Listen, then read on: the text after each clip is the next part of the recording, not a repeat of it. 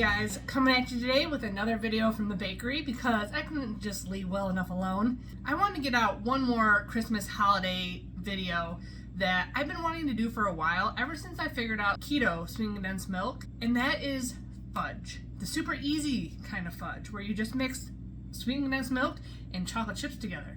So I did some experimenting last weekend and I made 5 half batches of fudge and they all turned out pretty well. One needs a little bit of tweaking, which we're going to try today, but the options are so endless. This is something I do every year. I usually make gifts for people. I don't usually buy gifts. So I have made fudge before as a Christmas gift, and now we can make keto fudge for gifts. So let's get started.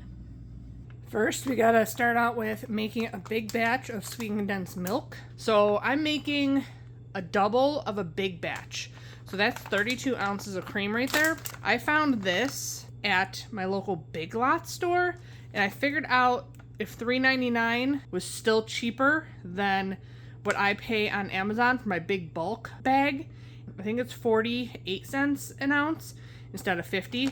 So I bought up pretty much all they had. So to a quart of cream, this is the first time using this burner, so I have no idea how fast this is gonna cook or anything. So probably pretty fast though. We need a cup and a half. 3, so that's a cup and a half. Is the only ingredient allulose? Oh, and natural flavors. That was the only reason I didn't like getting this, but it's still gluten-free. So if you haven't made my sweetened condensed milk yet, I'll link up a couple videos throughout here where I show exactly how to make it. I'm not going to show it here because it just is kind of boring. It just takes a long time to simmer. You just want it a nice caramel color, and then you're going to add a whole stick of butter that I cut up into like pats basically, and 2 teaspoons of vanilla. And you can make this way ahead of time. You can make an even double batch. You can freeze this. It freezes fine, and you can pull it out when you need it. Like, it's awesome. I love having this recipe on hand. Good for key lime pies and for hot fudge sauce. So many things. So we're just gonna keep an eye on this, let it simmer, stirring every once in a while, because allulose does caramelize, so you gotta make sure you're getting at the bottom and the sides quite often. And just keep an eye on it in the very beginning too, because you don't want it boiling over, which happened with my last batch. But while that's going, we're gonna get some other stuff ready to go, and I'm gonna explain some other things. So these are the tests I did. I did 5 half batches to test because I didn't want to do like a huge batch of all these different kinds if they didn't work out. And I made sure I used a bunch of different brands of chocolate, keto chocolate. So I used Bake Believe semi-sweet. I used Lily's dark chips. These two definitely firmed up the most and kind of had the best texture. The white chips, the peanut butter was really soft. It is delicious though. It is so good. We're not gonna not eat it for sure. But I'm gonna try this one again, a half batch only. And I'm gonna cut the sweetened condensed milk down a little bit. And I think that might do it. It also probably depends on your natural peanut butter you use. A lot of it is more liquidy than others. It's very different consistencies between brands. But I'm gonna minus a little bit of the sweetened condensed milk. And then I use Lily's white chocolate chips for one, which they turned out fine, except for I put in some old bags of chips and they didn't melt. What happened with this chocolate, it would not melt even at 100 degrees. So I strained it, I weighed how much the strained chocolate that wasn't melting weighed, and added that back in and melted. And this is all done in the microwave too. So it's super easy. And that was with sweetened condensed milk that was just room temperature. This stuff is going to be hot, so we might not even have to use the microwave. And then the last one I made was this butter pecan one, which I wasn't a huge fan of it. I put butterscotch chips in it just because I ran out upstairs of Lily's to get 6 ounces. So I added 2 ounces of the butterscotch. It took forever to melt, and it was too sweet. Basically, rule of thumb here, if you don't like the chips, don't use them, because that's going to be what kind of determines your sweetness. I don't like the Baked Believe white chocolate chips. I use Chalk Zero chips, which I like, and I use the white Lily's, which I like. And then I like the semi-sweet Baked Believe, and I like the Lily's dark and semi-sweet and milk. So just use ones that you definitely know you like. So today, because I did all these different ones, I'm going to do even different ones today. So hopefully these all turn out. I'm going to use Lily's Peppermint. I found these at Walmart yesterday. So I'm like, sweet. I love chocolate peppermint. And then I love the Lily salted caramel chips. So I'm using 2 different ones. We'll see if these set up. I have a feeling they're a little bit softer than the dark chocolate chips from Lily's. So it'll be an experiment also. Either way, they're going to taste delicious. You just might have to keep them in the fridge. I have from Aldi's some chocolate peppermint cookies. I'm going to crush up in these peppermint ones. And then I thought we could do like a turtle. Because I have salted caramel and then I have pecans and put a little sea salt on top and do like a turtle fudge. And then I'm going to do a half batch of the peanut butter fudge. It's going to be super delicious. I can't wait to have more fudge, which I have a bunch already. I got to start giving it to family because I don't know, we're never going to eat it all. But each one of these big batches, so I did half batches. So what I did, I put like aluminum divider in here and covered it all in plastic wrap and did 2 separate fudges in one pan. Today I'm going to do a full peppermint, a full turtle, and then this little guy I'm going to do with the peanut butter. So we got to prep these pans. I'm just going to put plastic wrap inside these. These are the ones that the caramel stuck, so I don't trust that the fudge won't stick either. So it's always a good idea for fudge to line something with either plastic wrap, parchment, or aluminum foil.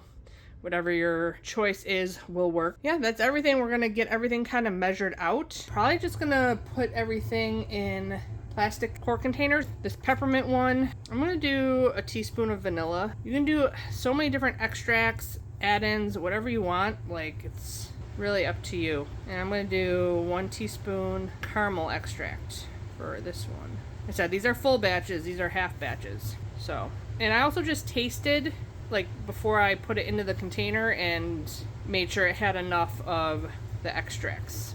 Stuff like that.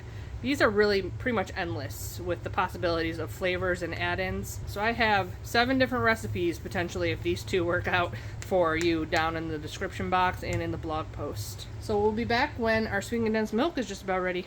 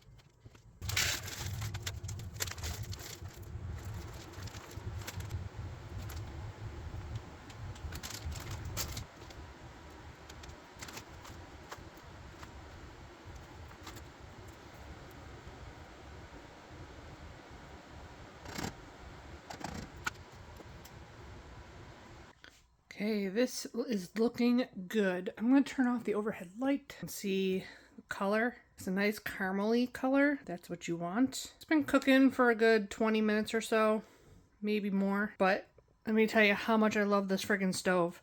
I've had it on the same temperature. It's just been in a rolling simmer the whole time. Perfect for making sweetened condensed milk. I love it. So I'm going to turn this off. We don't want to use this right away because the thing with these chocolates is I don't like to bring them up above 100 degrees. That tends to make it so that they bloom and crystallize more than you would want. None of my fudge crystallized because I used the Allulose sweetened condensed milk. If you use any other kind of sweetener in here, as soon as it cools, it's gonna crystallize again. Allulose is the only one that doesn't do that. So unfortunately, guys that can't get it, kind of out of luck on having a nice smooth fudge. But I'm gonna add in the butter and vanilla, so you don't splash yourself. So I don't like to get my chips too hot.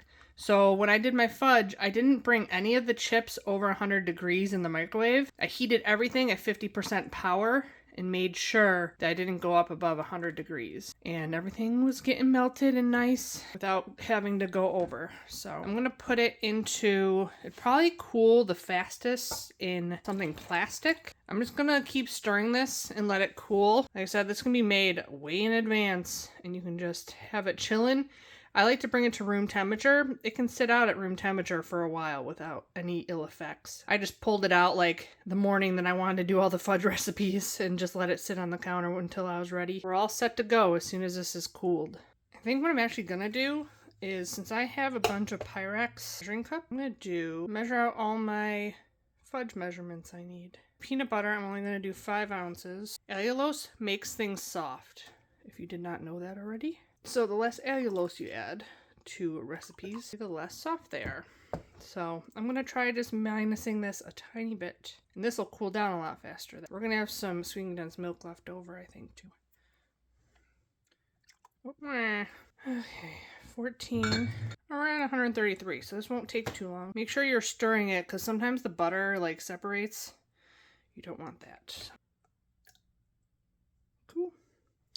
We got all our sweetened condensed milk ready. Let's see what we're at. 137. So shouldn't be too much longer until this is all nice and cooled down enough to put in our chocolate. And then we might have to put it in the microwave a little bit to melt residual chips. Probably could just pour this right over. Adding it to all the chips is going to cool down the sweetened condensed milk at 140. And wait like 5 minutes or so. Get a little cleaned up and ready to mix all these guys together. So we're going to get on to making these. First off, this is the white chocolate peppermint with a little bit of vanilla extract. Put those over there. Basically, we're just stirring these all together. And as soon as all the chocolate's melted, you pour into the container that you want it in. Let it chill. Easy as that. I like to put crunchy stuff in my fudge. You can literally put anything you want in this. Make sure you scrape the bottom. I like doing it in bowls better than this. This is going to be a little bit harder to stir. I have no plastic bowls down here. Need to pop it into the microwave. And also, if you want to add dyes to this to make it more festive, can. Let's see what temperature we're at. 86. So what I was finding is about 92 degrees was able to melt the chips. So if it gets down below like 86 usually, like the chocolate chips won't melt anymore. They're actually pretty close though. It's gonna pop it into the microwave, 50% power for like 15 seconds. I've never used this microwave, so ooh, this is a tiny microwave. Time 30, power 50. Okay, that's how you do it, I guess. Not even a 30-second button on this. Let's see how we're doing. Looks like it's melting more, so we're at 91. So that'll melt the rest of the way, I think. I'm gonna add in some of these cookies. So for all these, it's 6 grams of net carbs. I didn't figure out the carbs on any of this stuff. The only carbs you're getting is from the heavy cream, which is 6 carbs per cup. And we used 4 cups. Then whatever add-ins you add in. So I'm gonna leave some for the top. If you can find keto peppermint candies or sugar-free, you have some you like, use those. I know there are some out on the market. It's good. Okay. Sprinkle some on top. And adding color to this, make it a lot prettier. Okay, that's one done. Salted caramel.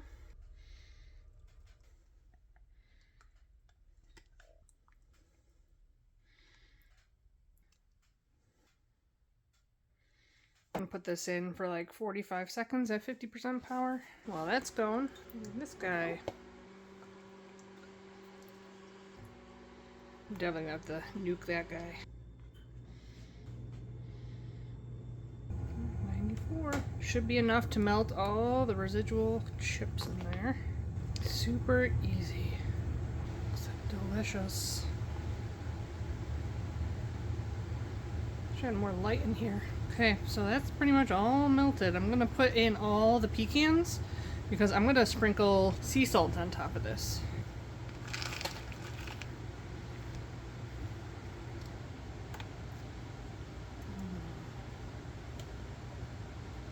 As you can see, some of the chocolates have different consistencies. I found the white chocolate, all the fudge came out a little bit softer than the dark chocolates. Keep that in mind. If you think you need to add a little bit less sweetened condensed milk, do a little shake.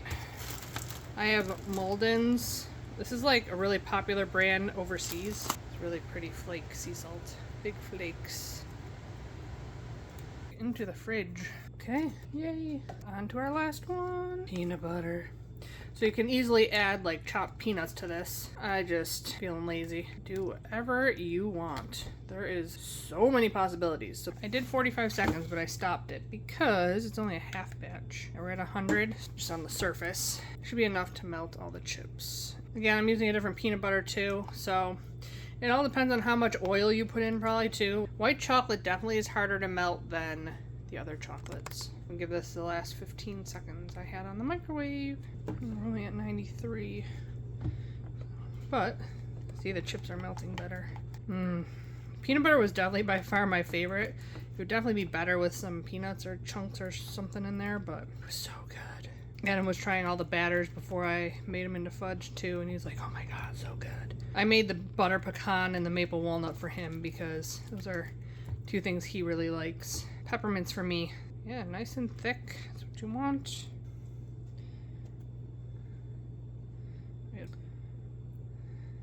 Okay. Into the refrigerator. And then we gotta let these all set, and then we can chop them up and taste them. It's time to cut some fudge. This is the peanut butter. It seems way more solid than it was before. Yeah. I think we're good. Yeah. It is the next day. I organized all my plates because I was going to have a lot of fudge. These are the other ones I did. So that's the peanut butter that's super soft. Chocolate peppermint, butter pecan, the almond joy, and the maple walnut. And if you cut this into 24, it's roughly 1 carb each, net carb. You have to kind of estimate with the cream because you don't end up with 32 ounces of sweetened condensed milk. I ended up with like 37 ounces, but the whole batch of sweetened condensed milk we made was 26 carbs, basically, in my recipe. If that's what you're using, which I doubt you are, but that's what it came out to. I am using a hot knife. It makes it a lot easier. Yeah, first cut when it's hot, it's like, whew. But this is perfect consistency of fudge now. So you might have to tweak some of them if you want to make a new recipe. I suggest doing a half batch first. That way you kind of know what's going to happen and you can adjust. This is the salted caramel one. I like using silicone just because it is easy just to pop it out. This one I'm going to do into 36, and this one is 1 carb each also. It really all depends on the chocolate you use. The Peppermint Lilies is 3 grams of net carbs for a half an ounce, so it's super high in carbs. That one is 3 grams of net carbs per 1 square. This is a treat for sure. And you can't really eat a lot of fudge either. It's kind of like one of those things you don't eat a ton of at a time. You eat 1 piece or so. This seems like a really good consistency also. Excited.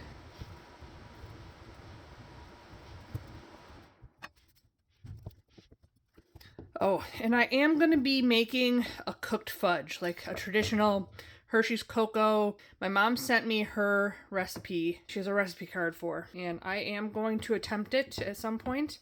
Can't guarantee it'll be anywhere near Christmas this year, but definitely in the future I will be trying that. I was going to try to get it done before this video, but I didn't get to it. We have so much fudge.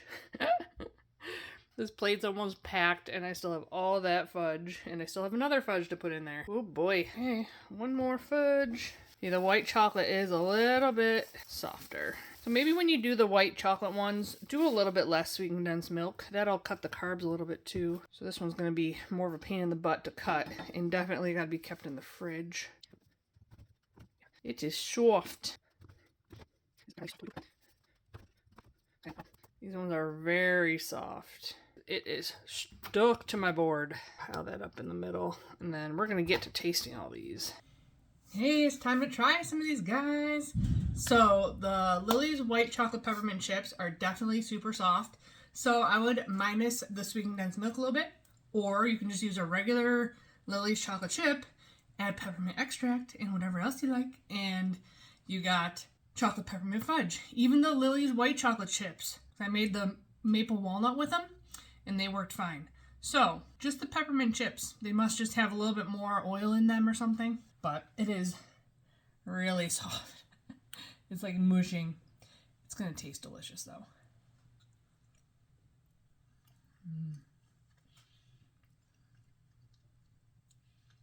It's really good. But 3 net carbs, you can only eat one of these. It is pretty freaking sweet. It's really good though. Even though it's messy. No one would be mad if they got that as a gift anyways. Now for the peanut butter, this was made with Chalk Zero white chocolate chips. And the first batch was a little bit soft, but I think it was just because of the peanut butter, because you're adding more liquid than the other recipes. So I don't think it has to do with the chocolate chips. Perfect fudge consistency. Peanut buttery and delicious. I didn't want to cut the peanut butter down because I wanted the peanut butter flavor. I was debating on using a Perfect Keto peanut butter collagen or something for it, which I'm guessing if I experimented with all the different flavors from that, I could get a lot of other flavors of fudge with not a lot of effort. That would probably work with any other butter too. If I used Nutella, like a keto Nutella, or almond butter, or macadamia nut butter, your favorite kind, would be delicious. Now, the salted turtle.